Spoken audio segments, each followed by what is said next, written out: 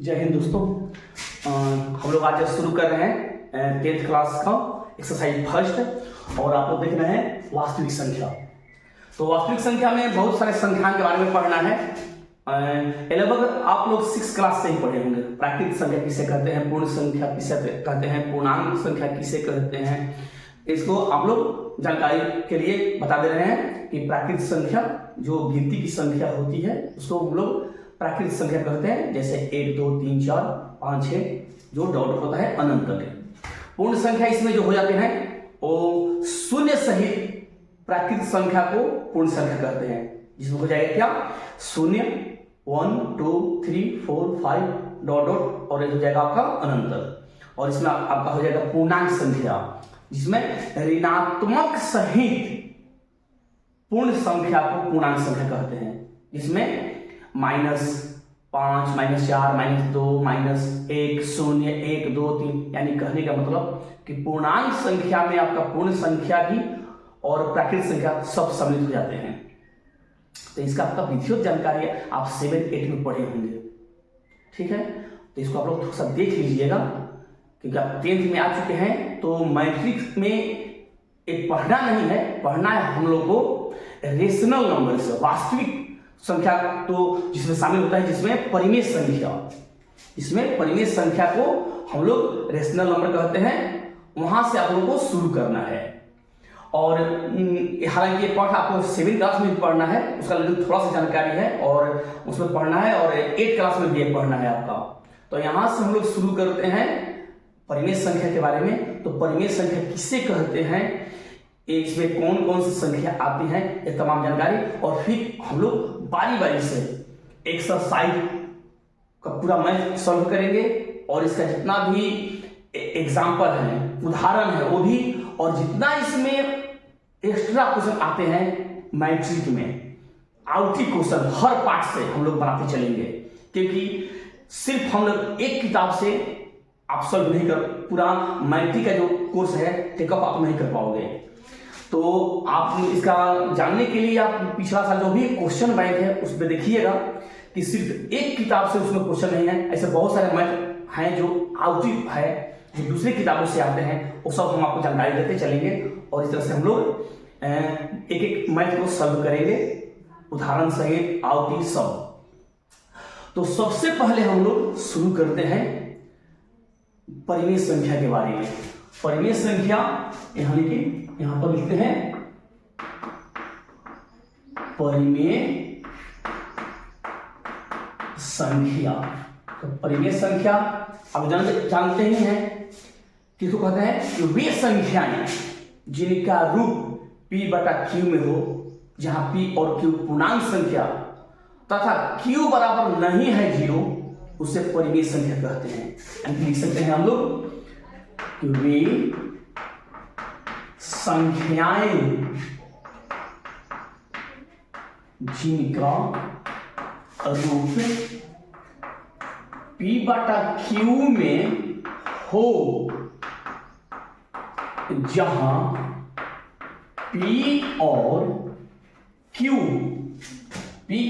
हो, जहां p और q पूर्णांक संख्या तथा q बराबर नहीं है 0, इसका ए मतलब होता है उसे परिमेय संख्या कहते हैं। जैसे देख लेते हैं हम लोग, जैसे 0, सबसे पहले 9th क्लास का पहला पार्ट का पहला क्वेश्चन यही है कि क्या शून्य एक परिमेय संख्या है। तो हाँ, कैसे, क्योंकि हम 0/1 लिख सकते हैं, इसका वैल्यू है 0 ही हो जाएगा, तो इसलिए 0 लिख सकते हैं, 1/2 लिख सकते हैं, -3/5 लिख सकते हैं। यहां तक तो आप सब लोग जानते होंगे, ये सब 8वीं तक 9 तक पढ़े होंगे। इसके अलावा अब हम लोग जानेंगे ये √4, क्योंकि इसका वर्गमूल निकल जाएगा 1.5, इसको हम लोग p/q में 15/10 इसको लिख सकते हैं। पाई का एक मान होता है 22/7, एक ही 0.3, इसको हम लोग P बटा Q में लिख सकते हैं, या 0.4545 डॉट डॉट डॉट, इसको भी P बटा Q में हम लोग लिख सकते हैं। तो ये तमाम जो चीज है परिमेय संख्या के उदाहरण हैं। यहां पर थोड़ा सा आप समझ लेना है कि जो P और Q पूर्णांक संख्या है, यानी कि जो भिन्न जो संख्याएं होती हैं वो पूर्णांक संख्या हो तो नीचे या तो माइनस हो या ऊपर माइनस हो, ये लिख सकते हैं। थोड़ा सा समझ लेना है, या तो हम लोग यहाँ पर दिए हैं -3/5, ये भी लिख सकते हैं, ये भी सही है, या 3/-5, ये भी लिख सकते हैं, ये भी सही है, मतलब पूर्णांक संख्या। तो 0 भी तो पूर्णांक संख्या है, लेकिन कह रहा है कि Q का मान सब होना चाहिए, नेगेटिव जो सब, लेकिन सिर्फ 0 नहीं होना चाहिए। क्योंकि जैसे ही किसी भी अंक के हम नीचे 0 लगाएंगे, उसका जो मान हो जाता है अपरिभाषित हो जाएगा, इन्फिनिटिव। इसलिए कहीं भी आप इस टाइप का कंडीशन देखें तो इसका यही मतलब होता है कि अपरिभाषित, कोई हल नहीं। इसलिए एक कंडीशन दिया जाता है कि नीचे हम 0 नहीं दे सकते हैं। ठीक, तो इस टाइप से हम लोग परिमेय संख्या को याद करेंगे। फिर से एक बार देख लीजिएगा कि वे संख्याएं जिनका रूप P बटा Q में हो, जहां P और Q पूर्णांक संख्या तथा Q = नॉट 0, उसे परिमेय संख्या कहते हैं। जैसे तमाम उदाहरण और भी बहुत सारे हो जाएंगे। यहां पर देखते हैं 0.5 रेकरिंग जो होते हैं, रेकरिंग ये भी है परिमेय संख्या, क्योंकि आप 9th में पढ़े हैं और मैट्रिक में भी बहुत बार हर बार एक क्वेश्चन चलता है कि 0.5 रेकरिंग या 2.3 रेकरिंग को P बटा Q में बदले, यानी कि परिमेय संख्या में बदले। तो तमाम चीज को परिमेय संख्या का कहते हैं या उनका उदाहरण है। ठीक है, इसके बाद हम लोग चलते हैं अपरिमेय संख्या। अपरिमेय संख्या भी बस इसी के समान ही कुछ है, थोड़ा सा चेंज हो जाता है, जिसको लिखते हैं अपरिमेय संख्या। तो वे संख्या जिनका रूप P बटा Q में नहीं हो, ये है वो नहीं हो, जहां P और Q पूर्णांक संख्या और Q = नॉट 0, उससे अपरिमेय संख्या, बस इतना ही फर्क होता है। तो वे संख्याएं जिनका रूप P बटा Q में नहीं हो, जहां P और Q पूर्णांक संख्या तथा Q बराबर नहीं हो 0, उसे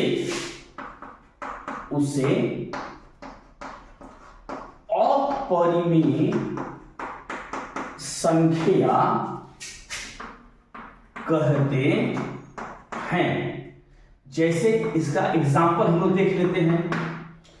जो भी रूट वाला संख्या जिसका हम लोग वर्गमूल नहीं निकालेंगे वो सब अपरिमेय है। और ऐसे भी आपको 10th क्लास में 1.3 में हम लोग को पूरा एक प्रूफ करना है कि प्रूफ करिए। पहला मैथ है कि √5 एक अपरिमेय संख्या है, फिर उदाहरण में है √2, √3, फिर 3 + 2 √5, 1/√2, सब तमाम जो चीज है ये सब अपरिमेय है। इसको हम लोग प्रूफ करेंगे आगे चलकर अभी।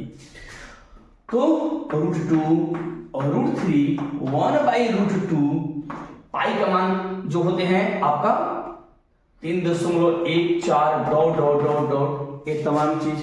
ठीक, या जो अशांत अनावर्ती, एक आवर्ती होता है, एक अनावर्ती। तो जो इसमें अनावर्ती होगा, जैसे 0.010010001 डॉट डॉट डॉट, ये तमाम जो चीज हैं ये सब है अपरिमेय संख्या।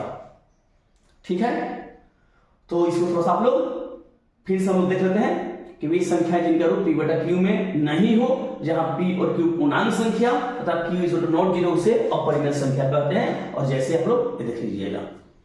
ठीक है, अब इसमें अंतिम एक है वास्तविक संख्या। इसको कहते हैं इंग्लिश में रेशनल नंबर इरेशनल नंबर, और इसको वास्तविक संख्या को कहते हैं, लिखे हैं रियल नंबर। तो वास्तविक संख्या, तो वास्तविक संख्या कहते हैं कि परिमेय और अपरिमेय के संग्रह को वास्तविक संख्या कहते हैं। क्या कहते हैं कि परिमेय और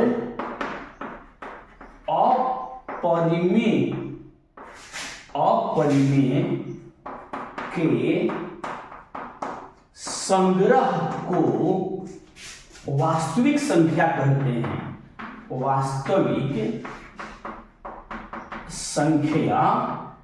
वास्तविक संख्या कहते हैं। यानी जब दोनों साथ हो जाएगा, संग्रह हो जाएगा, जैसे कोई टोकरी में बहुत सारे जो फल होते हैं, बहुत सारे, मान लो समझने के लिए बस आप यही समझिएगा कि कोई टोकरी है, उसमें सभी प्रकार के फल हैं, आम, केला, नाशपाती, जो भी है, तो फलों का संग्रह हो गया। तो इस तरह से परिमेय और अपरिमेय जब एक साथ आ जाएगा तो उसको कहते हैं वास्तविक संख्या। समझ आ गया?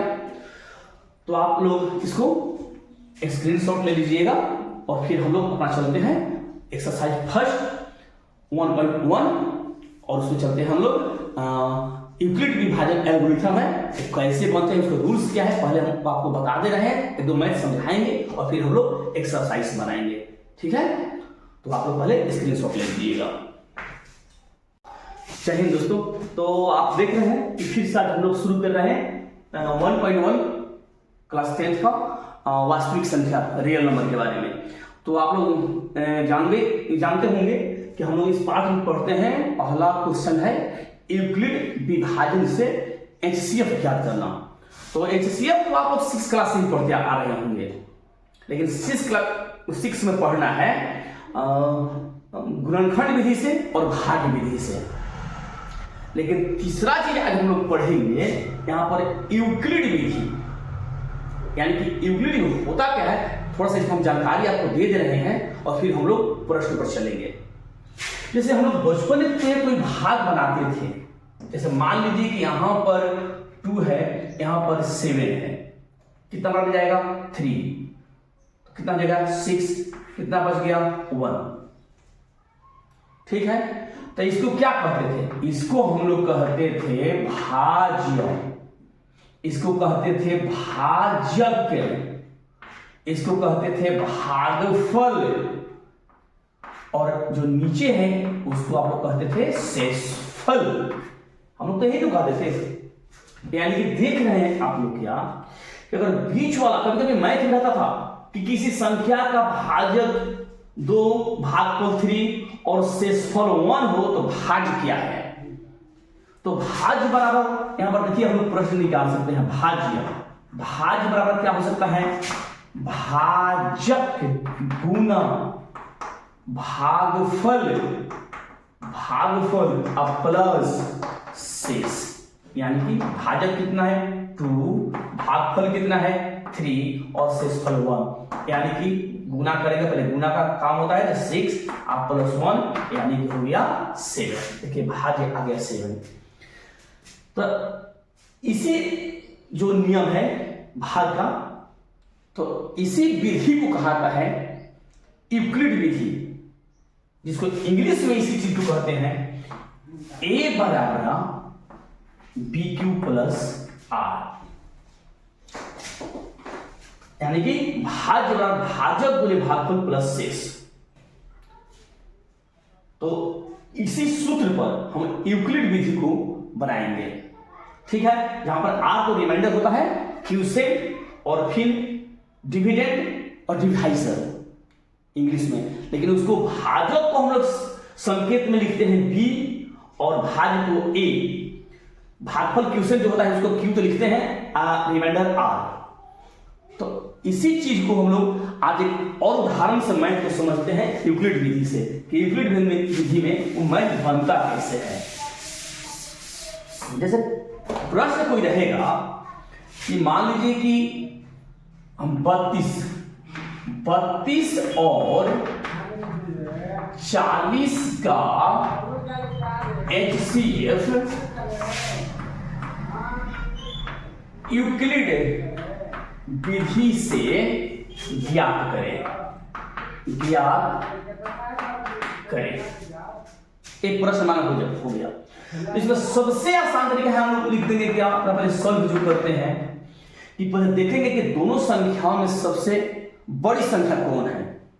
तो स्पष्ट दिखाई दे रहा है ये दोनों में कौन बड़ी है, 40। तो लिखेंगे 40 ग्रेटर 32 माने 32। यानी जो अब इसमें बड़ी संख्या है उसको कहते हैं भाज्य, यानी कि ए, क्योंकि ए बराबर हो गया 40 और जो बी होता है वो हो गया 32। ठीक है, अब यहां पर लिखेंगे यूक्लिड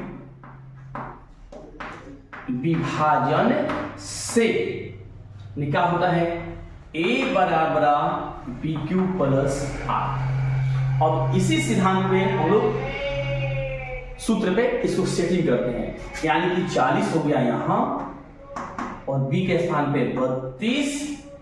अब q है, तो आप लोग खुद इस चीज को जानते हैं कि 40 में 32 से भागा देना है, तो कितना बन जाएगा। और स्पष्ट है कि एक के बारे में तो गुना 1 लिखेंगे, जब भागा हम दे देंगे तो शेषफल कितना बचेगा, शेषफल बचेगा 8। ठीक, अब इसमें लिखने का जो ढंग क्या है कि जो भाजक है और शेषफल है उसको इस टाइप से लिखेंगे। जो बड़ी संख्या इसमें जब भी क्यू आएगा छोटा आएगा, और शेषफल और भाजक में, शेषफल और भाजक में हम लोग जब तुलना करेंगे तो शेषफल छोटा रहेगा, भाजक बड़ा रहेगा। तो अब भाजक यहाँ पर भाज्य बनाएंगे, यानी कि 32 हो गया और ये 8। तो 8 कितना बड़ा रह जाएगा, 4 और 4 का 32, शेषफल कितना 0। जब तक ये 0 नहीं आएगा तब तक ये प्रक्रिया इसी तरह से चलता रहेगा। अगर कोई यहाँ पर अंक आया था तो उसको फिर इस टाइप से उतारते हैं, लेकिन जब आ गया तो इसका काम खत्म। तो इसका हम लोग लिखेंगे HCF। कितना का HCF, तो 40 और 32 का, या 32 40 में जो प्रश्न है वही 32 और 40 का HCF कितना आ गया है, तो वहां आपका 8, और यही तो आपका आंसर। अगर एक प्रक्रिया देखिए दोस्तों नहीं आ रहा है समझ में, तो यहां पर क्या करेंगे कि हम लोग जांचने का भी एक प्रक्रिया होता है। यहां पर इसे जांच कर देने से क्या होता है ना, तो मैथ का गलती होने का चांस कम रहता है। यानी कि जो भाग यहीं पर हम लोग दे देंगे 32 से 40 यहीं पर, तो कितना बन गया 1 और ये हो गया 32, कितना 8, 1 कैंसिल। तो इसका हम लोग फिर 32 में, यानी कि यहां पर मौसा निकालते हैं भाग विधि से।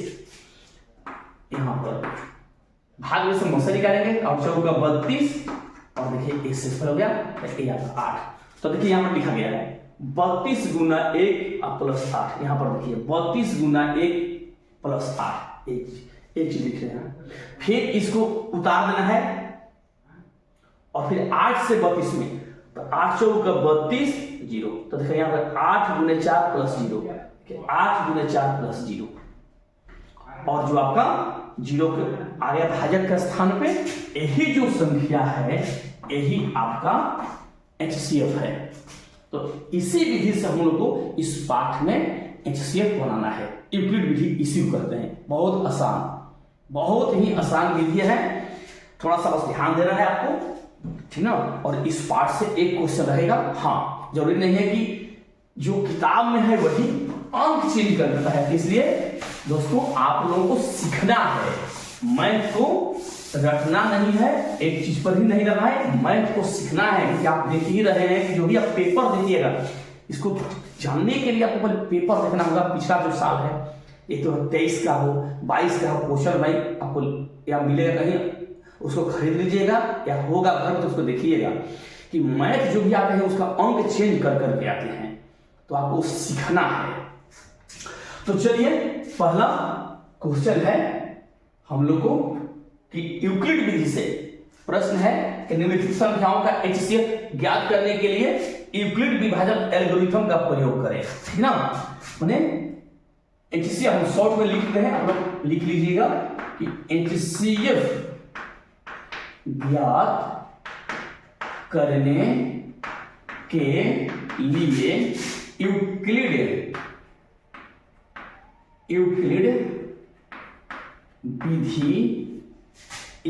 विधि एल्गोरिथम या यूक्लिड विधि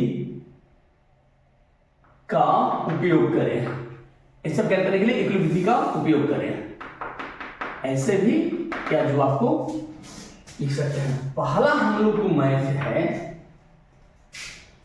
पहला हम लोग का जो मैथ इसमें है 135 और 225। इसको हम लोग एससीएफ ज्ञात करते हैं और बहुत ही सिंपल तरीका से इसको बनाते हैं। तो देखते हैं कि सबसे इसमें बड़ी संख्या कौन है, तो 225। तो ठीक है, लिखते हैं 225 और 135। अब यहां पर a बराबर क्या आ गया 225 और b बराबर क्या हो गया 135। तो अब इसलिए यूक्लिड विभाजन से यानी कि सूत्र क्या होता है a बराबर BQ प्लस आ। तो सब सजा देने से अच्छा रहता है। मैथ को थोड़ा सजाना चाहिए, इस पर टीचर का एग्जामिनर का बहुत अच्छा प्रभाव पड़ता है। तो ये हम लिखेंगे 225 और 135। यहां पर और का भी चिन्ह दिया जा सकता है इस टाइप से, लेकिन कोई जरूरी नहीं है। आप डायरेक्ट इसको बना सकते हैं, क्योंकि आप समीकरण नहीं बना रहे हो, सॉल्व कर रहे हो, तो कोई बात नहीं, इसको बना सकते हैं, लेकिन दे भी सकते हैं। लेकिन अब आपको समझ में नहीं आ रहा है कि कितना बार में जाएगा, तो सबसे आपको हम आसान तरीका बता दे रहे हैं। सबसे आसान जो एकदम आपको दिमाग में घुसेगा, ज्यादा इसमें परेशानी नहीं होगी। आपको शुरू में ही बताया कि आप कॉपी पर वहीं पर क्या करिए कि तो जांच कर लीजिए, ऐसे जांच लिखिए और फिर पर जो आप लोग बात है उस पर भी इस टाइप से बनाइएगा। 135 से भागा दे दीजिए 225 में, कितना बार में जाएगा देख रहे हैं कि अगर 2 ले जाते हैं तो 270 होता है और हमारे पास मात्र 225 है, तो सिर्फ एक ही बार में जाएगा। तो 135 हो गया, फिर कितना हो गया 0, ये 12 हासिल गया, 12 में से 3 गया 9, एक कैंसिल और इसको खेलते हैं। फिर 135, फिर एक ही बार में जाएगा, क्योंकि 2 बार हो जाएगा आपका 180, 135 ही है, तो एक ही बार में जाएगा। ये हो जाएगा आपका 90, ये 5 और ये हो गया 4। फिर इसको खेलते हैं तो ये 90 और यहाँ पर तो फाइनल हो गया 45, 90 और ये हो गया 0। इस टाइप से आप लोग भाग विधि से पहले जांच करके मौसम निकाल लीजिएगा कहीं।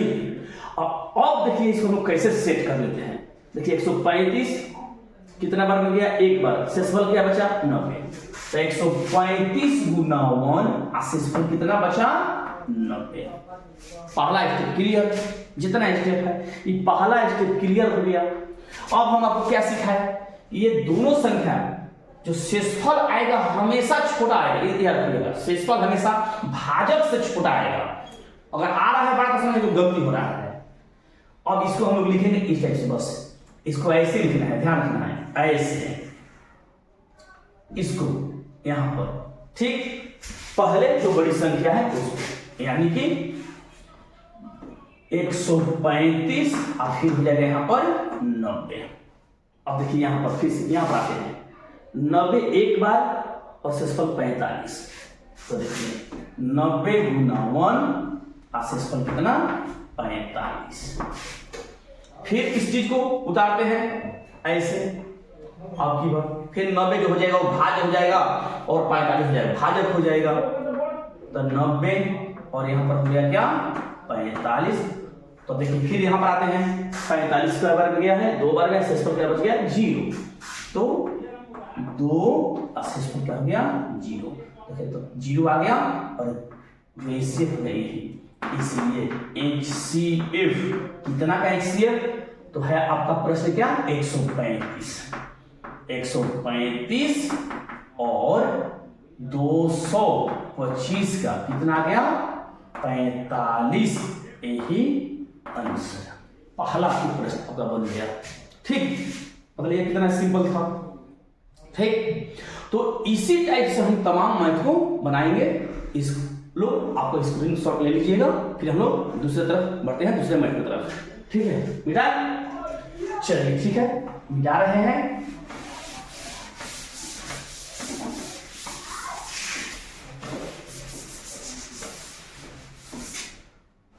और दूसरा हम लोग प्रश्न देखते हैं।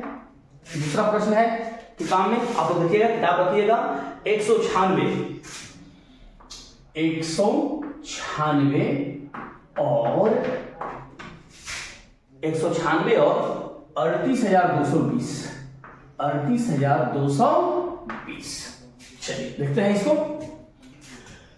तो इसमें कौन सी बड़ी संख्या है, इसमें बताने की आवश्यकता ही नहीं है, और 196 छोटी नहीं, यानी कि a बराबर हो गया 38,220 और b बराबर हो गया 196।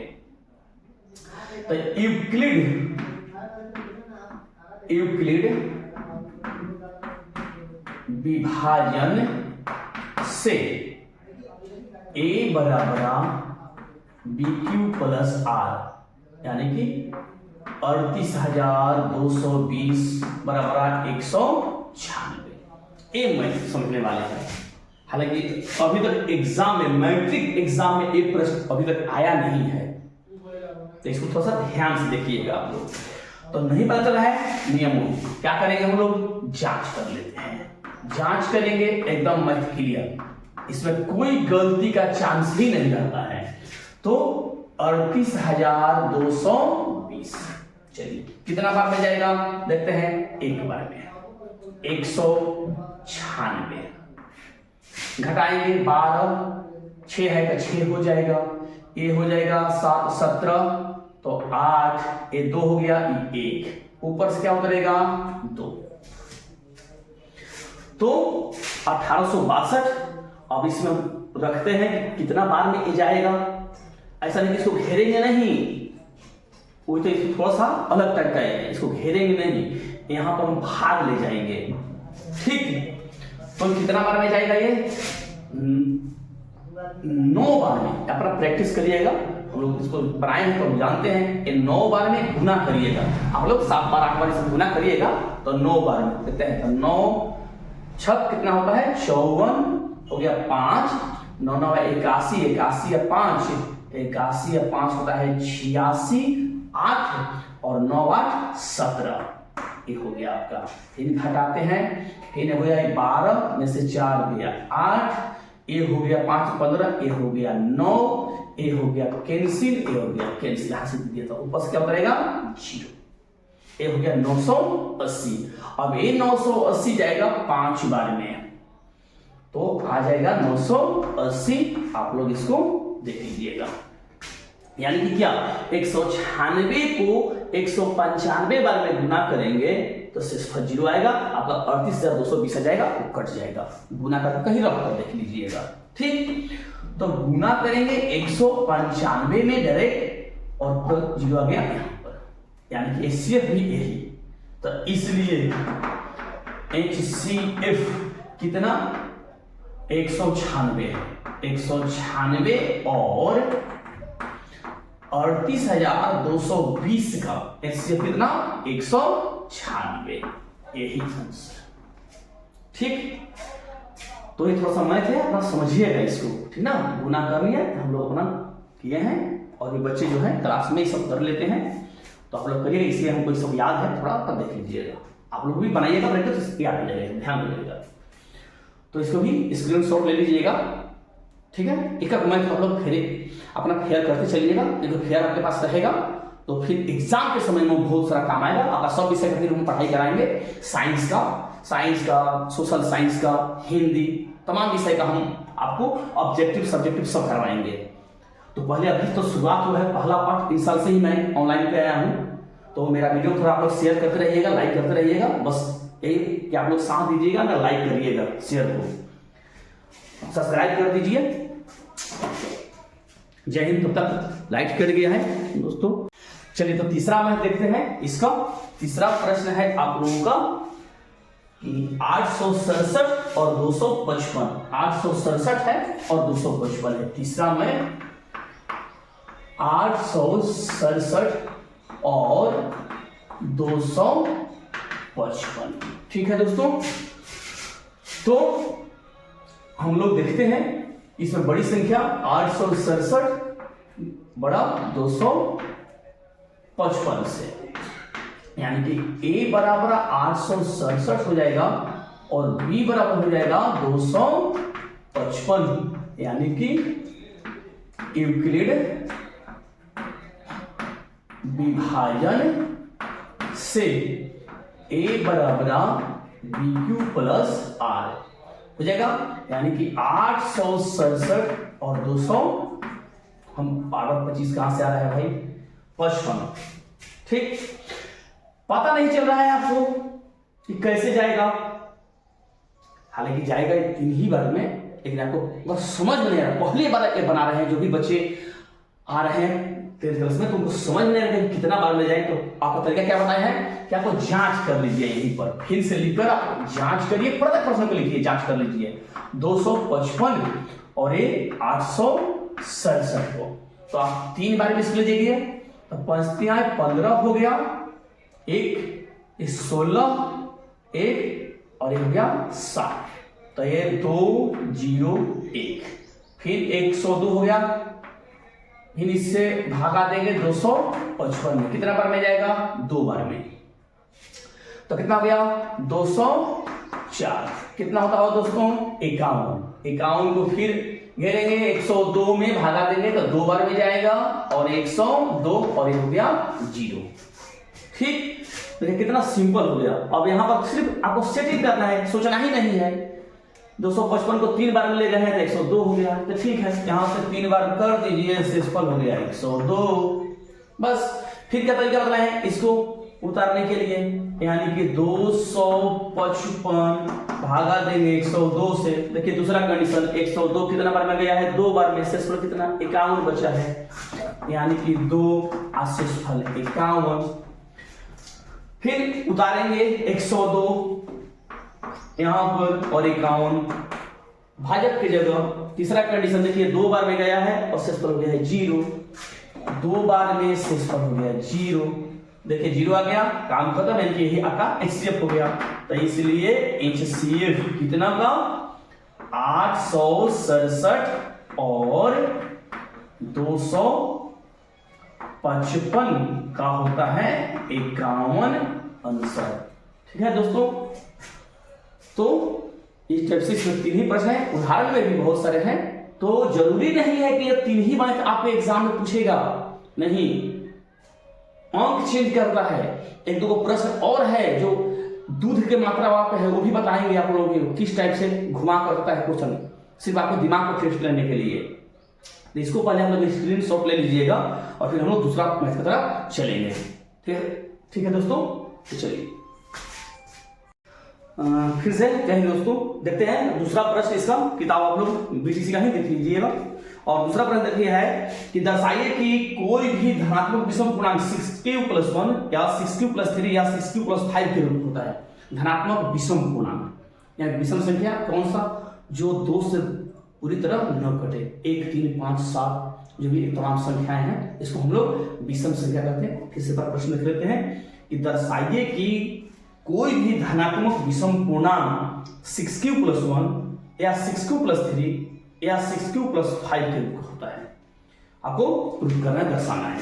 तो ठीक है, देखते हैं हम लोग कि सबसे पहले हम लोग इसको क्वेश्चन नंबर 2 देख लेते हैं कि माना धनात्मक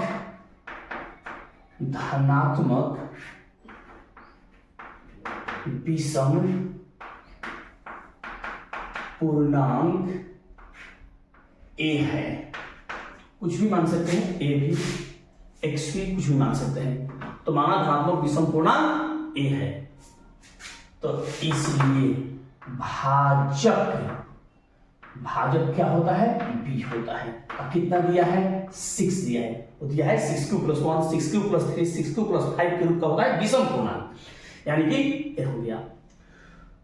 तो इसलिए क्या देखते हैं हम लोग,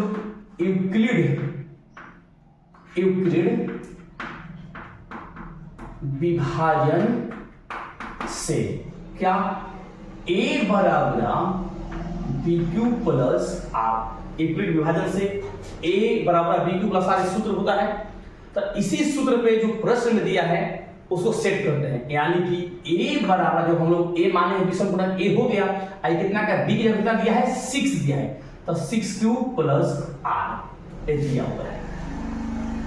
तो इस पे हम मान सेट कर करके देखते हैं, यानी कि r के जो शेषफल है उसके हम लोग r के संभव मान क्या हो सकता है, यानी कि भाजक है तो जब भी हो जाएगा तो शेषफल शुरू में आपको बताए हैं वो इससे छोटा होगा, भाजक से हमेशा शेषफल जो होगा वो छोटा होगा, यानी कि r के जो संभव मान है या तो 0 होगा या 1 होगा या 2 होगा या 3 होगा या 4 या 5, 6 नहीं हो सकता है, जब भी होगा 6 से छोटा ही होगा, इसलिए तमाम चीज हो गए 0 से लेके 5 तक ही प्रश्न r के मान होंगे। अब इस मान को हम बारी बारी से इस पर सेटिंग करते हैं और देखते हैं कि इसका मान क्या आता है, यानी कि a बराबर 6q प्लस अगर हम 0 रखते हैं इसका वैल्यू कितना हो जाएगा 6q ही बनेगा, 0 जुड़ेंगे तो 6q ही बचेगा। फिर अगर a बराबर 6q के बाद हम 1 करते हैं तो 1, अब इसको हम जोड़ नहीं आगे नहीं बढ़ा सकते हैं क्योंकि ये चर संख्या है, एक अचर है तो हम लोग जोड़ ही नहीं सकते हैं। फिर a बराबर 6q प्लस 2, फिर a बराबर, ये भी तमाम चीज है उतना ही हम जोड़ नहीं सकते हैं, 6q प्लस 3, यानी कि a बराबर 6q प्लस 4, तमाम जोड़ते जाएंगे जो भी संख्या शेषफल है। आगे जगह हम सब मान को बारी बारी से रखते हैं, यानी कि a बराबर 6q प्लस 5 इतना ही रखना है। अब इसमें हम देख रहे हैं कि कौन कौन सम संख्या है, यानी कि किसमें 2 का गुणनखंड है, यानी कि 6q 2 से लग जाएगा, a है 2 से कट जाएगा, a भी 2 से कट जाएगा, यानी कि इसमें हम लोग देख रहे हैं क्या, यहां से देखते हैं कि r के मान या a के मान, r तो हम लोग मान रख दिए हैं, अब देखते हैं a के मान कौन कौन है, 6q 6q प्लस 2 तथा 6q प्लस 4, 6q प्लस 4 में 2 एक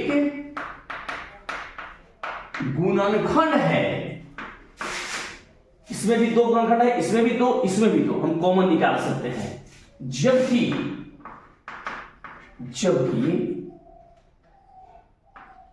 6q प्लस 1, 6q प्लस 3 तथा 6q प्लस 5 में 2 एक गुणनखंड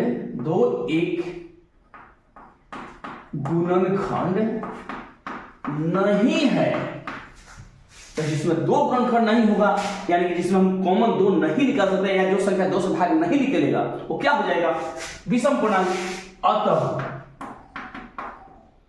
अतः प्रश्न क्या था, प्रश्न था जो बस प्रश्न पे ही आते हैं हम लोग, अतः कोई भी धनात्मक विषम पूर्णांक, अतः कोई भी धनात्मक विषम